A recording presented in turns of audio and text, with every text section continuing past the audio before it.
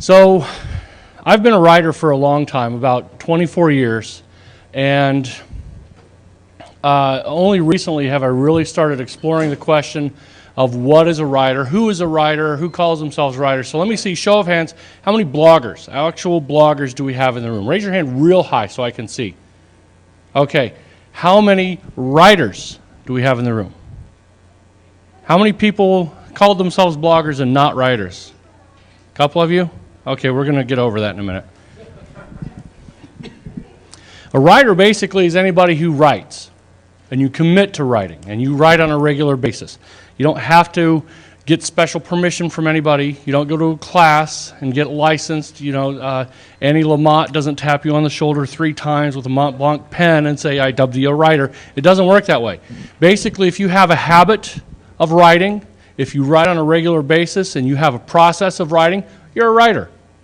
If you don't like writing and you do these things anyway, you're still a writer. You just then, go see a therapist.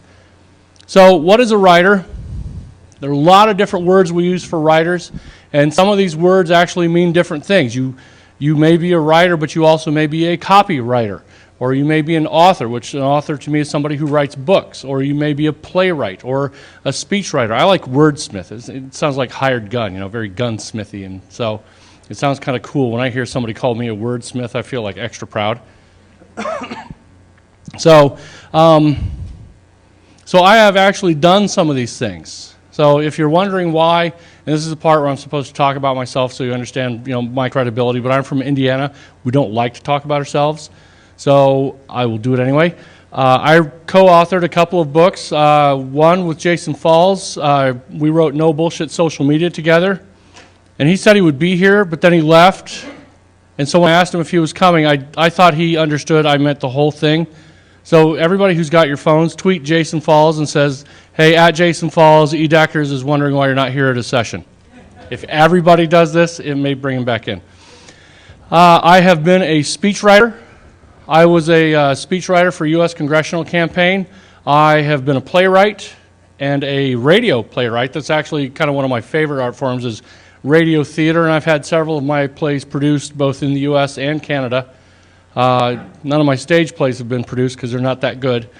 I've written part of a novel, and I've got an idea for another novel, but mainly I focus on nonfiction, and I've done some ghostwriting and co-authoring of other books that kind of made it into the e-market, which so far I still think is kind of like straight to video. But how many e-book authors do we have? Because I have plans for one, and I just have to get over myself and let myself be okay with it.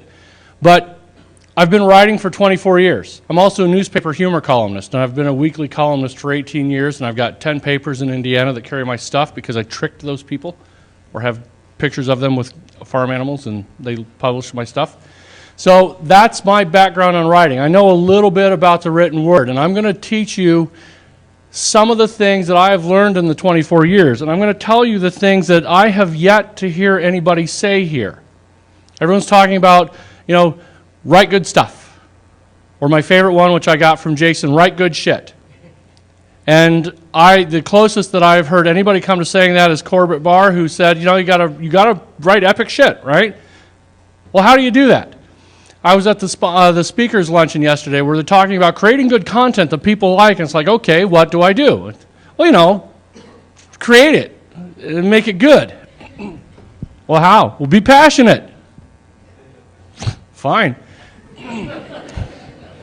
I really like it. So, these are the 10 secrets that if you really want to write good shit, if you want people to read your stuff and be excited about your stuff and say, hey, I like this, you've got to read this, it's awesome. If you want that kind of stuff, this is what we're talking about. My first secret is that a word is worth 1,000 pictures. I do not believe that picture is worth 1,000 word shit. I just don't. I mean, think about what the written word has done for us for centuries, for millennia. Who can consume the written word? Blind people can consume the written word. Why? Because they have Braille. They can't see pictures. People who are deaf can still consume the written word. Even though they can't hear what's going on TV, they put the words on the screen for them in closed captioning. So the written word means something. But the written word especially means something to each of you. And if I use a particular word, if I say baby or car or tree, how many people have kids? When I said baby, how many people thought of your own kids? Should have been everybody. When I said car, how many people thought of their first car? How many people thought of the tree they had when they were growing up when they were a kid? How many people thought of the very same tree as each other? One of you. When I say baby, I think of my son. This is my son. He's from Haiti. That's when he's about 6 months old. When I say baby, that's who I think of. I don't think of your kid. I think of my kid. And I have 3 kids, and that's who I think of when I hear baby. So when you say baby to somebody, you say baby to 1,000 people, and they all have their own image in their mind of what that baby is. When I say car, I think of my first car, which is a 1978 Toyota Corolla hatchback. And when I say tree, I think of a picture I found on Flickr. Because the tree at my dad's house, he lives an hour away, and I couldn't go take a picture for this presentation. This is what Hemingway called the iceberg theory of writing. Has anybody heard the iceberg theory? It's the idea that in an iceberg, or under an iceberg, most of the structure is actually taking place. What you see above the surface is only 1/8 of what's actually there.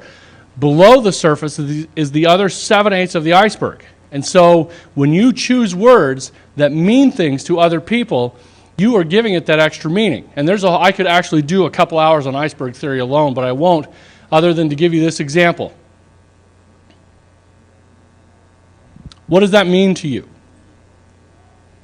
When you see that, a lot of people, and this is Hemingway's 6-word novel, when you see that, you start generating the backstory in your mind of why these are for sale, why they were never used, what color are they, where did the mom get them, did the mom get them, maybe the dad got them, is it a sad story, is it a happy story, is it just an odd story why these shoes are for sale. In 6 words, Hemingway wrote an entire story by making sure that we already knew what for sale meant. We already know what baby shoes look like, and we already know what never used means. That's iceberg theory. Pick the words that people have images of. Pick the words that have meanings for people. Paint pictures with your words. You may remember freshman English class, the difference between metaphors and similes. Metaphors are things. Similes are like those things. Similes use the words like and as. Men's words are bullets that their enemies take up and make use against them. Life is like a box of chocolates. Excuse me. Afraid I'm going to yank the computer off. I don't like similes. They're just morally weak somehow, because we're saying this thing is like this other thing. It's not really the other thing, but it's kind of like it. So if you want to make that safe driving under the speed limit comparison, use a simile. Life is like a box of chocolates. To me, it's the equivalent of a pencil. I don't like writing with pencils. Pencils are just, to me, there's just something fundamentally wrong with pencils, because it's not permanent. You're not making a declaration with a pencil because it's like, oh, I made a mistake. I can correct it. I can hide my mistake from you. But if I write with a pen and I make a mistake, I have to scratch it out. And it's like there's an Erik-shaped hole in the wall of the evidence that I screwed up. And so metaphors are that way. Metaphors are the thing that you say it is. And if you want to create some powerful, vivid imagery, I don't care if you're writing about Google Analytics and the 8 ways that I can use Google Analytics. If you can use a metaphor to describe how Google Analytics works for people, they're going to get it. If you say it's like something, it's just weaker language. Hey, Jason Falls, everybody.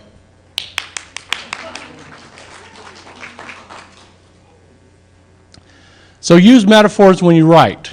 Tom Waits, one of my all-time favorite musicians. Anybody have his Nighthawks at the Diner album? A few of you? His song, Putnam County, I think is one of my most favorite Tom Waits songs. It's like one big, long, running metaphor, and he uses language so vividly. I'm not going to read this whole thing to you. If you notice on the screen, he's got one simile, just like a bastard amber Velveeta yellow cab. And he does save it from being a total simile by just really selling the image of what a bastard amber Velveeta yellow cab looks like. It's not just a yellow cab. It's not just a cab. It's a Velveeta yellow cab. What does Velveeta make? What do we all know Velveeta makes? Cheese, plastic cheese. What color is that cheese? It's like plastic cheese orange, right? That's what color that cab is. What's he describing in this thing? When you read this, what is he describing? Anyone? Sunrise. Did someone say sunrise? Sunrise. What is the sun doing? It's blowing its horn. Does the sun make a sound? No. But like an obnoxious cab driver on the corner, he's blowing his horn on every window in town. He didn't say the sun was bright. The sun was like a giant yellow eye. Morning broke. He says that the sun is a bastard amber Velveeta yellow cab, and it's blowing its horn on every window in town. Being obnoxious, waking you up when you didn't want to be woken up. That's powerful. You do that with anything you're writing about, and people are going to love it, especially if it's stuff they don't understand. I had to explain, of all things, WordPress themes to somebody, and a parent theme and a child theme. And I said the parent theme is like a house. You build the frame of the house. The child theme is the siding and the color, the windows and the colors of the sidings that you put on the wall. And if you don't like the color, you change the color by putting up a different theme. And she said, I have looked for weeks on how to understand that. That made me understand it. So metaphors and similes add power to your writing. Words have more power than we know, and you have to use them wisely. You can pick the wrong words and not only misuse words, but use words that have such a strong emotional impact you may have messed up. At the same time, you can harness the power of these words and really pull readers in. I'm a big Stephen Fry fan, and I saw him being interviewed on Craig Ferguson one time, and it was just him and Craig, no audience. I think it's because Stephen had to go home late and they pre-recorded it. But he said something interesting about language. Excuse me, I'm getting over a cold. You guys can edit those coughs out, right, Alex? Alex is reading. In the presentation about writing, Alex is reading. I like that.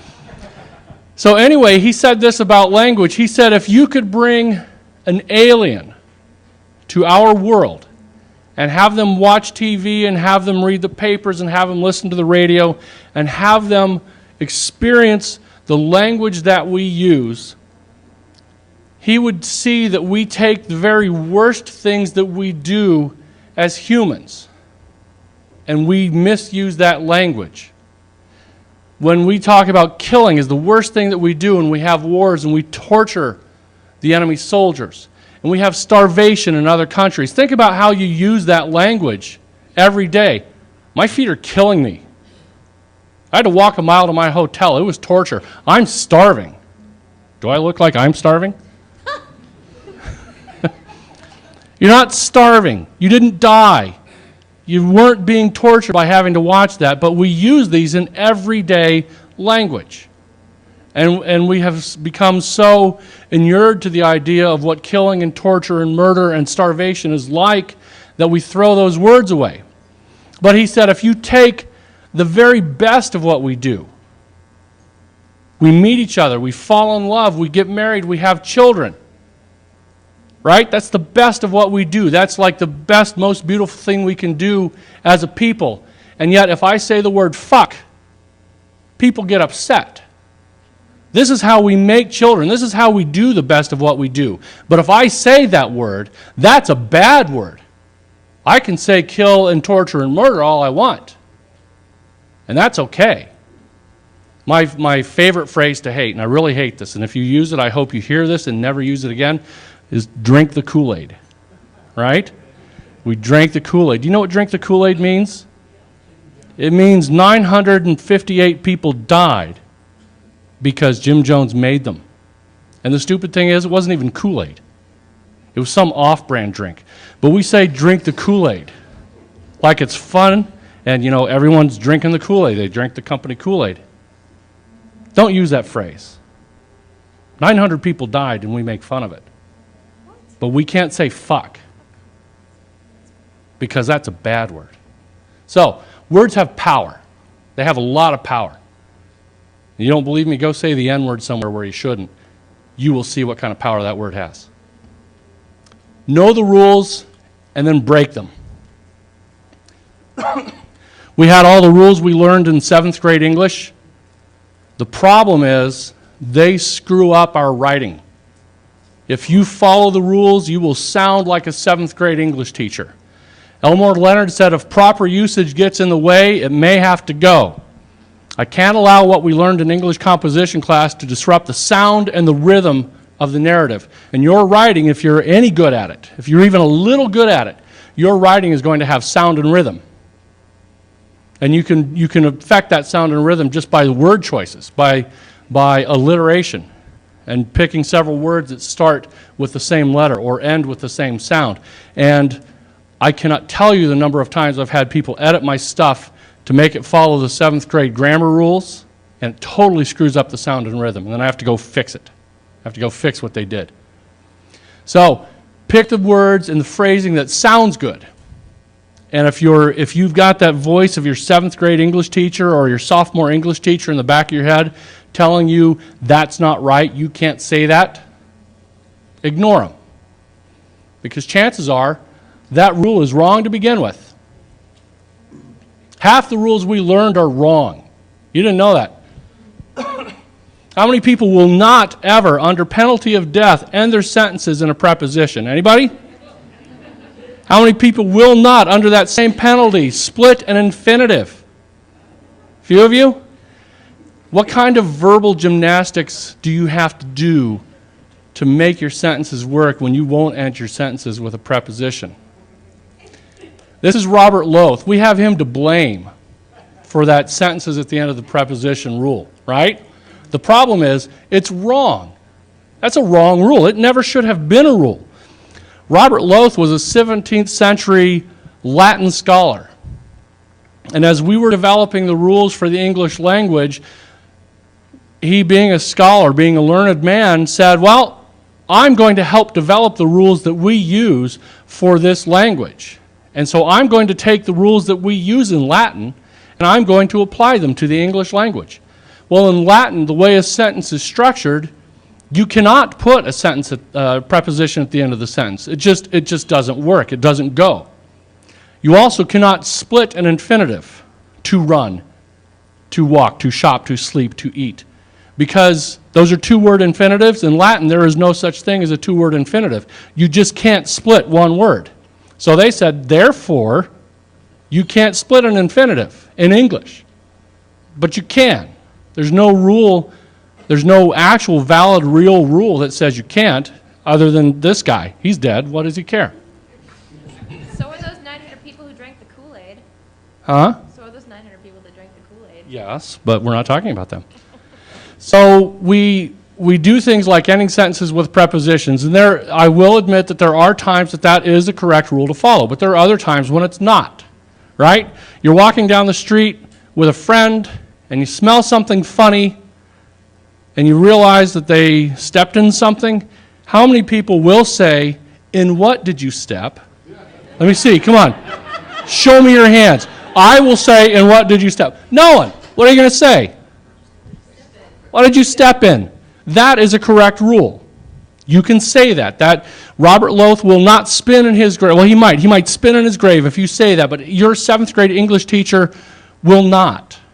And you're not going to get in trouble if you say, what did you step in? You will be in trouble if you say, in what did you step? Because I will come and find you. But if you want to say something like, where's it at? You can't say that because of this one simple rule. If you can take the preposition off the end of the sentence and the sentence still works, it shouldn't be there. So instead of saying, where's it at, you say, where is it? Right? That works. That sentence still stands. So take the preposition off. But if you say, what did you step, that's not a good sentence. So go ahead and use it. The problem with following a lot of these mistaken rules is that you sound kind of overly formal, and the sentence and the structure sounds a little stilted, and it doesn't come off very well. So write like you talk. But just keep in mind that when you're following these grammar rules that we learned back in high school and middle school, they were probably wrong. And if people have a problem, hopefully they will get over it. Right? Anybody remember the big flap a few weeks ago where the AP said we're going to stop objecting to people starting sentences with the word hopefully? Surprisingly, a lot of people got pissed. Unfortunately, this problem is not going to go away. Happily, there are lots of other words we can do this with. That's called a floating sentence adverb, right? And as batshit as people went about hopefully, they don't say a word about happily or surprisingly or anything else. They don't like this word because it's wrong. We were told it's wrong. Mrs. Smith in 7th grade said it's wrong, and she smacked me with a ruler, and so I never do it again. Right? Do you know how old that rule is? They started it in the early 1960s. Somebody said, and a few language critics said, we need to put an end to this. This is wrong. They had no reason why it was wrong. They just all agreed that it was going to be wrong. And so we grew up thinking it's wrong. But there are no other floating sentence adverbs that people object to, just this one. In the 50s and back, we were using hopefully all the time, and nobody had any problem with it. And so we changed the rule, or the AP unobjected to the rule, citing common usage. And common usage is the thing that if somebody, this is a trick for you, if somebody says that's wrong the way you said that, you say common usage. It's like you're get out of jail free. It's like that's what everybody says, right? So everybody says it. So common usage dictated that we drop the objection to it. And so then when that was the AP's reason for dropping their objection, a lot of people said, well, they're wrong. The people who do that are stupid. So happily, I'm above that.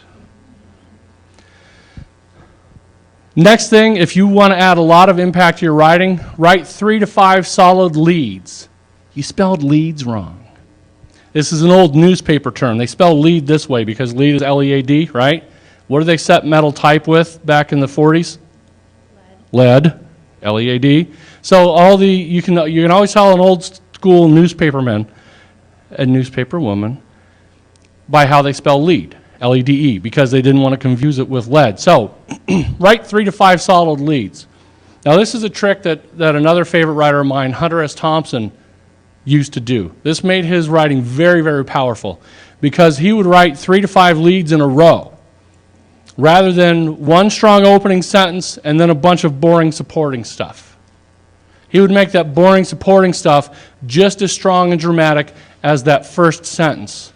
So it wasn't just enough to get hit, bam, with that first sentence. It was like pap, pap, pap, pap. He just kept hitting you. Within 2 paragraphs, he'd hit you 3 to 5 times with those leads. And then he might back off a little bit and then hit you with a jab and then back off a little bit again. And then pap, pap, pap. He starts peppering you again with more of those leads. Remember the lead, the opening statement to a newspaper article is very strong and powerful and it grabs your attention and it propels you on to the second sentence.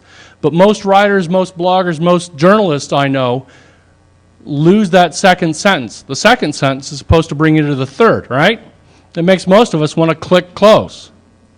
So make your second sentence just as strong as your first. If you can get 3 to 5 of those, you get people into the idea of reading farther. Further. They read further into the piece because you've really hooked them with those 3 to 5 leads. Farther is distance, further is degree. Yeah, but they're reading length. Yeah, I know. So I don't know. So deep More. They read more. They will want to read more. So that was kind of his big trick. His other big trick was to take lots of drugs and write crazy shit, but I can't do that. 7, practice. And practice a lot. The one thing you can tell about a writer versus a wannabe writer is whether they write when they're inspired. How many people write when they're inspired? I'm feeling very attacky. How many people write every day? Okay, people who only write when they're inspired. You guys are afraid, aren't you? One of you? You have to write every day. You have to do it all the time. I mean, yes, it's great to write when you're inspired and you have this idea and it's like, I have to stop what I'm doing and I have to do this thing. And I do that. And I carry a notebook with me all the time. So when I get that inspiration, I write it down. But I also make sure I have time to write every single day. And that's a great piece of advice, and it's also the dumbest. I hate that advice. Write every day. Every time I see that in a writing book or a writing article, I just want to stab the book in the heart and throw it in the fire, because it's the dumbest rule you could ever get. Write every day, really. But at the same time, that is the best piece of advice I ever got, in which I hate myself for liking the rule then, because I just savaged it a minute ago. But if you do anything every day, you're going to get good at it, right? How many people play a musical instrument? How many people played, especially when you were younger, you played all the time? You got good at it, right? How many people pick it up once in a while? How many people still play it every day? For those of you who pick it up once in a while, you're probably not as good as you used to when you play it on a daily basis. Same thing with exercise, I've heard. Same thing with anything you want to do. You have to do it every day. You have to practice it. You have to find the thing that you want to fix. Find something about your writing and start practicing that on a regular basis. So that includes your emails. That includes your blog posts. That includes quick notes to friends. That includes your tweets. If you're not paying attention to your writing on Twitter, Twitter is a great place to hone your writing. I try to write like a journalist. I try to write like Hemingway in these short, punchy sentences. And because I write humor, I had to learn how to do my punchline and my setup in 140 characters. That did wonders for my newspaper writing. I was actually able to get more stuff in and more jokes in because I started writing like I was writing on Twitter. I once wrote a column about Twitter, and I made sure that every single sentence was under 140 characters, and I had people check. But I was able to start getting all these things in because I intentionally practiced the thing I was trying to learn for days or weeks. Trying to use more metaphors, I practiced that all the time. I found that shortened up and tightened up my writing just by using those metaphors over and over. So do it every day. You can't wait for inspiration. Writing every day is a sure cure for writer's block. If anybody's ever had writer's block, I don't believe in writer's block, mostly because I have so many things to write that if I'm stuck on one thing, I've got something else I could write about. And if I write about something else, eventually that block goes away on that first thing, and I can jump back to it. The other thing you can do if you've got writer's block is just start writing. Start writing about having writer's block. Start writing about being stuck for an idea. Start writing about why you wish this idea would come to you, because this is what you would like to say about it, and eventually you realize, hey, I'm writing about the idea. It's like the kid with the training wheels off. He's like, Daddy, I'm writing. Writing. You can do that and get into and just kind of wear down that writer's block on your own. But if you can't think of anything to write about that particular topic, go find something else to write about. But do it every day. It's a skill, it's a muscle. As you do it, you start overcoming those problems, and you eliminate that writer's block. You eliminate those problems that you're having, and words just come more easily. This is one of my favorite Hemingway quotes. Write drunk, edit sober. And despite the stories we have heard about Ernest Hemingway, he did not actually do this. He took writing very seriously. He got up and he was ready to write at 8 o'clock. He wrote standing up. That's something I've actually started doing. I work out in my garage when I'm at home, and I have a setup on my workbench where I can stand there for hours and work. But when he said write drunk, he didn't mean start drinking. What he meant was when you drink some, your inhibitions get depressed, and you start saying crazy shit. You start saying those things that your inner critic won't let you say. And you start writing those ideas and using the language, kind of that high, lofty language that sounds very noble and poetic, and you start using that stuff, right? And then, once you're done with it, you should wait for a while. Wait to sober up. And then you go back and you edit it. And so that can mean waiting for a few hours. It can mean waiting until the next day to write it. But when you edit it, the thing you can't do is go back and fix and undo all that great work you did. but rather smooth down some of the edges. You got some rough edges, you got some high peaks where you got a little crazy. Smooth that down a little bit, but don't lose the essence of what you were trying to say. Don't try to change the tone and the theme and the rhythm of what you were saying. Just, if it sounds a little crazy, make it a little less crazy. Don't make it flat boring. Don't make it sound like an accountant wrote it. We don't have any accountants, do we? Good. We've all seen how the accountants write and how the left-brained thinkers write. They tend to write that very flat, very level, kind of boring style. And edit sober does not mean get it back to that. Edit sober means just knock off those rough edges. Hemingway would write from 8 to 12. He would have lunch, and then he would edit either the previous day's work or that day's work or some other stuff. He would answer his correspondence. At 4 o'clock, he was done. That's when he started drinking. So he wasn't drunk at 8 in the morning, unless he was still hungover from the night before. But if you want to figure out what right drunk and edit sober is like, one night when you've got some time, have a couple beers, and then write something, and then look at it the next morning and see what it looks like, and you'll see what I'm talking about. I am not proposing that you drink every time you have to write. I'm saying that for any of the lawyers who are out there thinking, hey, we can make money off this guy, because you're not going to. Just let yourself loosen up a little bit when you write. A good writer can write almost anything. One of my other favorites is Kurt Vonnegut. Kurt Vonnegut lived here. He's from Indianapolis, where I'm from. And he wrote a story. How many people have read Bluebeard? It's not about a pirate. It's about this artist, Rabo Karabekian. And he made his riches by creating these big giant canvases, putting some masking tape on it, and then taking this acrylic house paint and painting the giant canvases. Right? That was it. That's all he did. He made hundreds of thousands of dollars doing this, selling this. And this is, back in the early 80s when the story took place. So it's still a lot of money for this painting that really any 8-year-old could do. And one of the characters in the book is asking Rabo Karabekian, well, why is what you do so special? You're just putting on tape and you're painting with frickin' house rollers. How is that special? Why is that worth hundreds of thousands of dollars?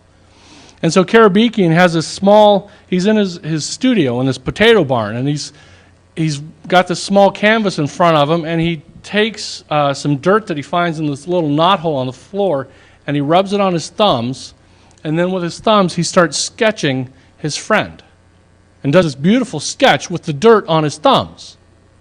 And it says, because I'm an artist, and as an artist we have options.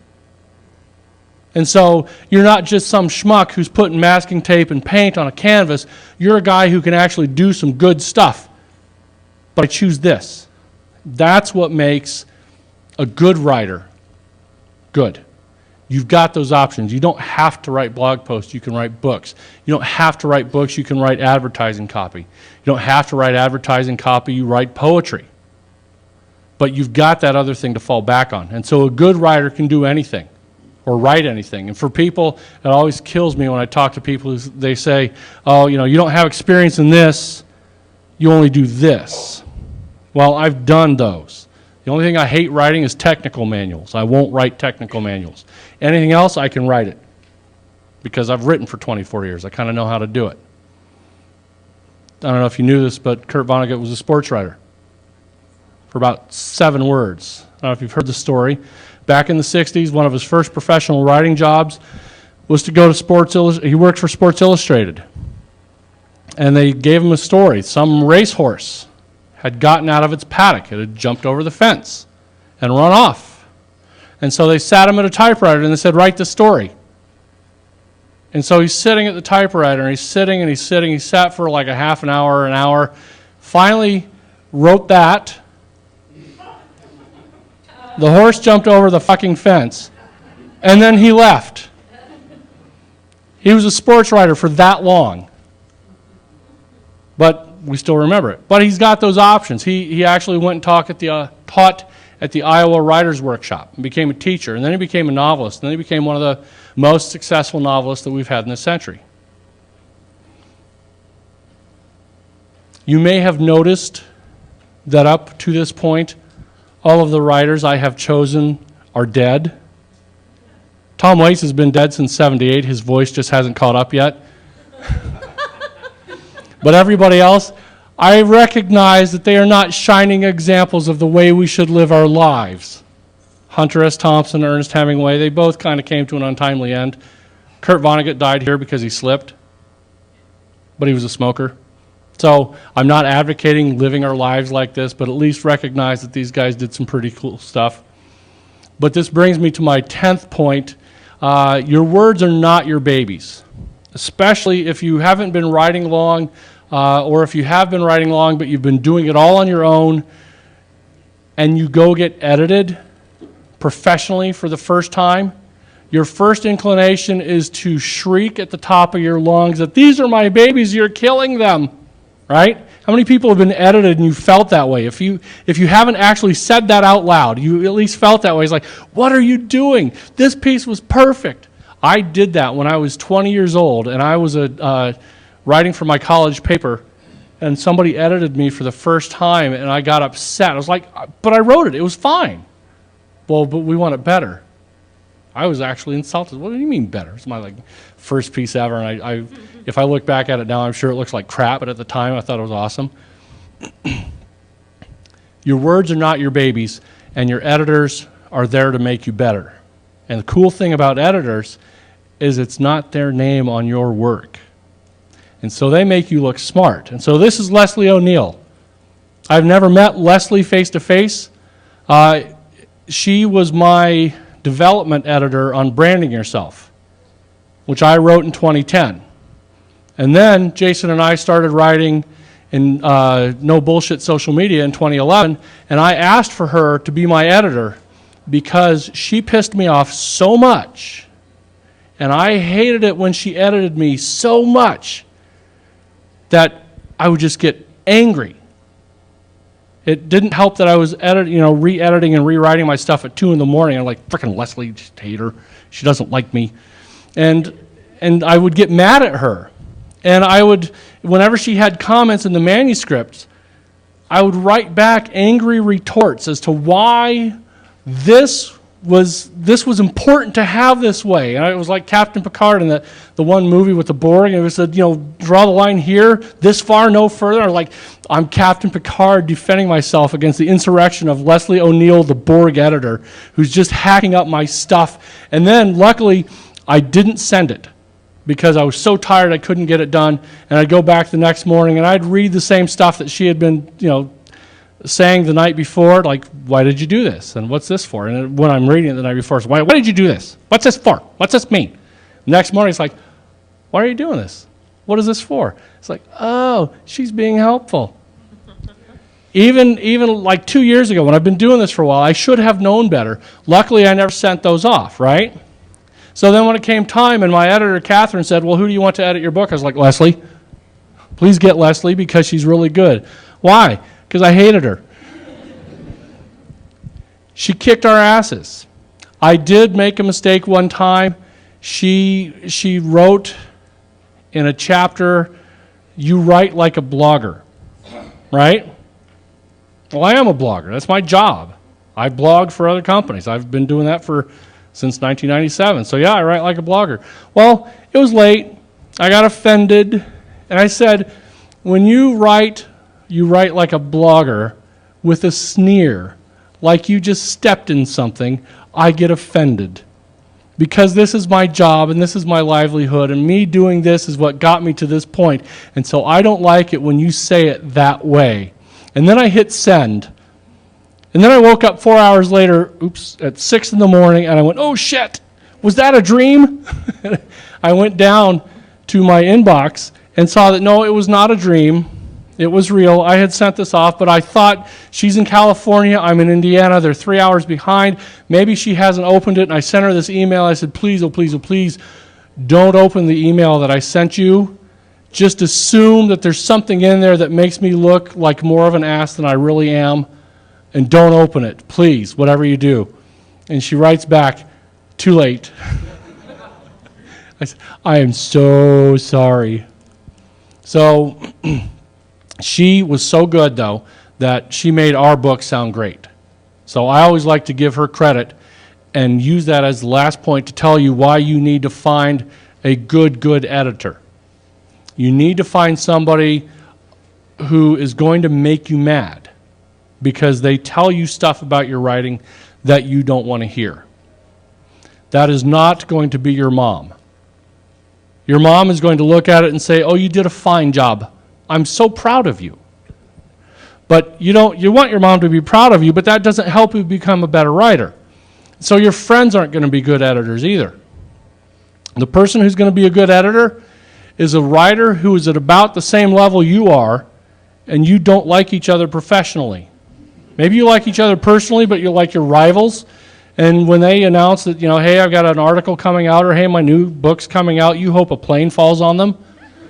That's who you want to edit your stuff, because they feel the same way about you, and they will savage your writing like it needs. They will tear you a new one. And they'll say, you got to fix this, and this is wrong, and I don't understand this, and what do you mean by this? And if you can put aside that angry feeling that you get at 2 in the morning when you're reading their stuff, when you look at it in the cleansing light of day, you're going to feel a lot better about it. You're going to fix the things that they told you about. You're going to practice them every day. And when you give them something new, they're going to find something new to complain about. Eventually you will get good enough that they say, this is great. This is awesome. I wouldn't change anything. That's when you go find a new editor. Because you need to find, you have improved that much that you need to find somebody else that you are professionally jealous of. And the beauty of this person is they don't get any of the credit for what you did. You look like a genius because they fixed your writing so much, you look awesome. And it's your name that goes on there. So I always give Leslie credit for making No Bullshit and branding yourself as good as they are. So find that person. So do we have any questions? I'm happy to answer any and all questions. Please come up to the microphone. Anyone? Anyone at all? Anyone besides Jason?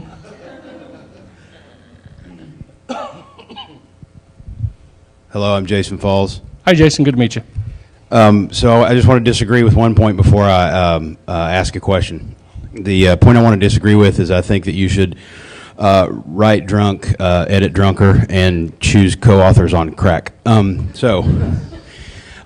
question, though, is that I think every writer who wants to be a fantastic writer, more often than not, has bouts of writer's block and can't get inspired and just looks at the screen or the piece of paper with the one word on it and gets frustrated. So what do you do to overcome that, and how can you help this room full of people figure out how to overcome it for themselves? Okay, and this is a problem I actually did have a lot of times. How many people write in notebooks? Like you buy a new journal and you're going to write in it, especially the Moleskine notebooks. Any Moleskine fans? Moleskine fans? And you don't want to write in it, right? Like, what's the perfect thing I want to say? And you sit there and you look at it because this has to be awesome, because someone might read this someday, right? When I become famous and I become a man of letters, they're going to collect my notes and writings and put them in the Erik Decker's Memorial Library, right? So you want that to be awesome. Now, your stuff's not going to go in my library. It'll be my stuff. But you start thinking you have to write for posterity. You're writing for future generations. You're writing for scholars who will study me 200 years from now. Don't write for those people. You won't like them. They're not nice people to begin with. Write for one person, preferably yourself. Write what makes you happy. Write what you enjoy. When you write for the reader, that capital R reader, you are going to get stuck trying to please them. And especially when you start thinking about more than one reader, it's like, what are they going to like? And if you write the things that they are going to like, you are not going to like what you write. And you're going to be stuck writing for that posterity. So instead, just put down anything that you want, anything at all, even if it is about being stuck, even if it is the obligatory, this is my first blog post on your brand new blog, or this is the first, this is my new pen, writing in my new notebook. If it's that, just write something down and ruin it. If it helps you, take the first page with your pen and just make big marks in it, right? Just a bunch of big marks. I heard somebody say this when you get a new car. Everyone's so worried about their new car until they scratch it. Like you don't let anybody near the car. It's got to be bad here. I mean, I live in Indianapolis. We can actually drive on the streets. Here, everyone's just like in a panic. Don't scratch my car. They said the first thing you ought to do, just take your key when you get the key from the dealer, you just go scratch your car. You know what? My car is scratched. Now I can just drive the thing. So take your notebook and just scribble the shit out of the first page. Ruin it. Now, you can put anything you want to in there. There's no posterity because you know those scholars are going to look at that first page and wonder what the hell you were doing. So now I don't have to worry about them because they're not going to see this. So then you are free to write about whatever you want. Hopefully that's going to get you over your block. Anyone else? Hi. So it seems like a lot of the speakers at BlogWorld have been talking about how like anyone can become a fantastic, successful writer and stuff like that. I had a professor in college that always used to say that he could take a bad writer and turn them into a good writer, but it's impossible to turn a good writer and turn them into a great writer. And I was just wondering if you could help me, bring these two ideas into balance. You know, at BlogWorld, it's kind of like everyone's wonderful and great, and I have this professor over here saying the opposite. I almost struggle with that same idea because part of me wants to say, yes, we can all be awesome writers, and that's kind of that overinflation of the ego that, yes, we're all special and unique and, rainbows fly out of our butts. And I like to think that we could all write because we all learned how to do it. But then I read some stuff that other people have done, not you people because you are all awesome for being here. Thank you very much. But when you read some of the stuff that gets published and it's like, oh, that made it into print? I mean, we were talking a couple days ago about, the difference between self-published and published books and how the published books are kind of they're gate kept.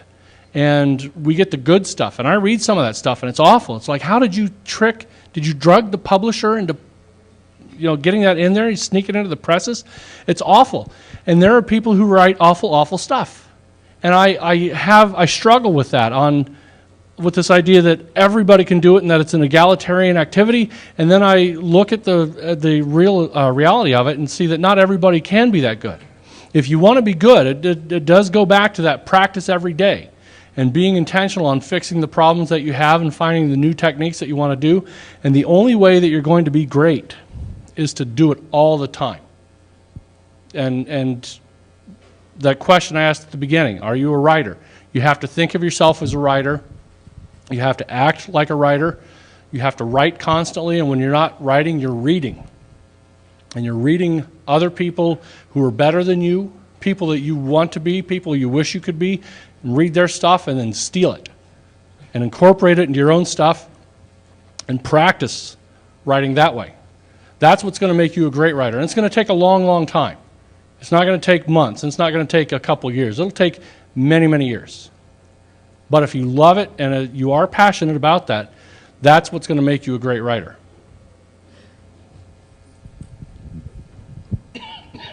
So I'm kind of speaking on behalf of a friend who's writing a historical novel. And where would you actually start looking for an editor if you are a beginner and not otherwise terribly involved in the writing world? Are you talking about an editor at a publishing house or like a freelance editor? Like a freelance editor, so he could get to where he could submit it or decide what to do with his book. I would look to see if there are any writing groups locally. Like are there groups of writers and editors who gather? Do a quick Google search. Like if you're in, let's say you're in Indianapolis, I would do a search for freelance editor, Indianapolis. And hopefully somebody who's got an editing business is going to show up.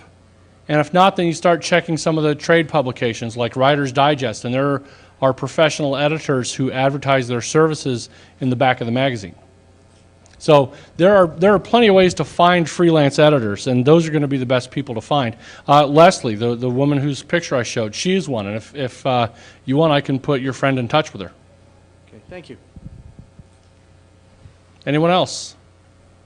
Anyone want to debate grammar? You want to know something funny? I am awful at grammar.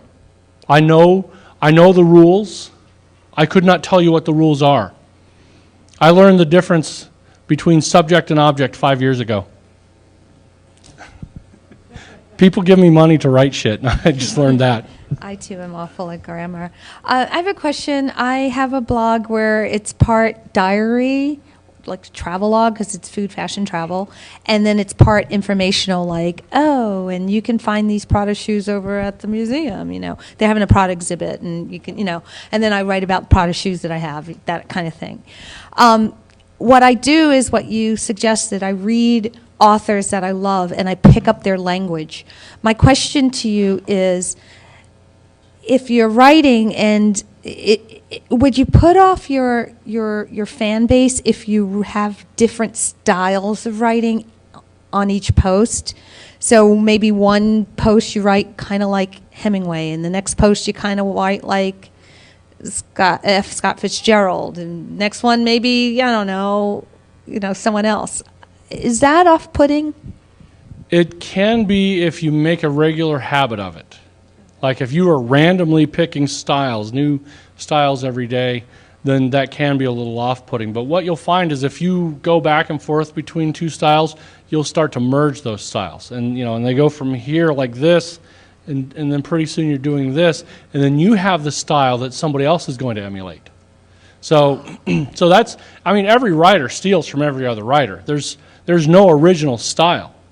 And really the author you read was one day sitting in a seminar and asked a question about style, and they took 3 or 4 styles and made their own, and each of those 3 or 4 people took 3 or 4 styles and made it their own. So if you can go between a couple and create your own voice, then that's the best way to do it. But if you're constantly, not even back and forth, but just this guy, this woman, her, him, them, all the time, it does get a little disconcerting.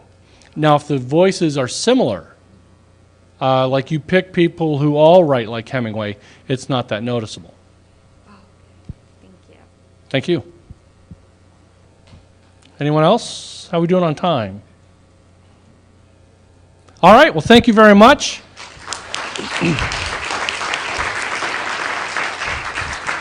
If you're interested, Q Publishing has copies of both Branding Yourself and No Bullshit Social Media at the booth 210. And if you want, I will even sign copies. Just take me by the hand and drag me to the booth, and I'll go ahead and do that. Thank you.